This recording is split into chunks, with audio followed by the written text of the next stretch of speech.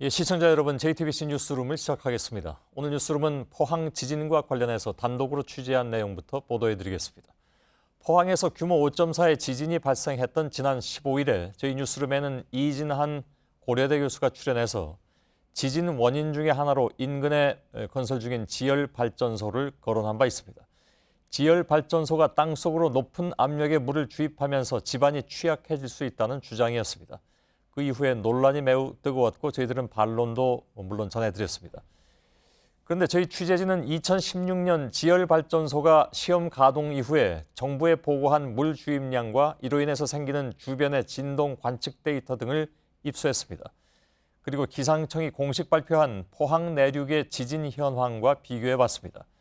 자료를 비교해본 결과 발전소의 시험 가동 직후부터 11월 15일 이전까지 포항 내륙에서 관측했던 지진 모두가 물 주입 직후에 일어나는 것으로 확인됐습니다. 규모 3.0 이상의 지진도 포함되어 있었습니다.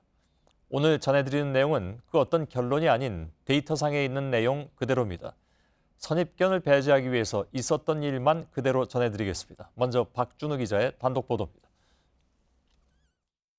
포항 지열발전소가 지난해 1월부터 지진이 발생한 지난 15일까지 지하를 통해 물을 주입하거나 빼낸 기록입니다.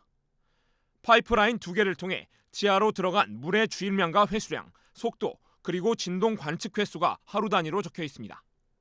물을 넣고 뺄 때 진동이 발생하고 지각에 영향을 줄 수 있기 때문에 이를 잰 겁니다.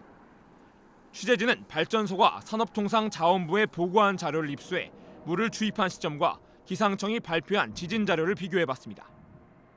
발전소가 지난해 12월 15일부터 22일까지 첫 번째 파이프라인을 통해 물을 주입한 직후 다음 날인 23일 포항 북구에서 규모 2.2의 지진이 관측됐습니다.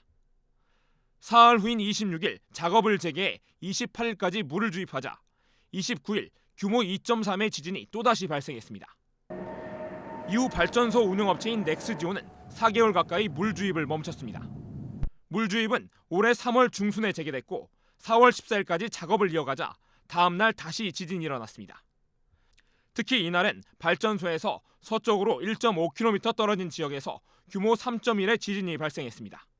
이후에도 물 주입이 계속되면서 진동이 감지됐고 결국 9월 18일 이후에는 주입 작업을 멈췄지만 23일에도 진동이 발생했습니다. 이후 11월 15일 이전까지 물 주입은 멈췄지만 물을 빼는 작업은 이어갔던 것으로 기록돼 있습니다.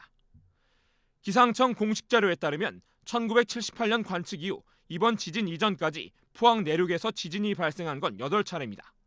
이 중 절반이 발전소의 물 주입 직후 발생했고 지역은 모두 포항 북구였습니다. JTBC 박준우입니다.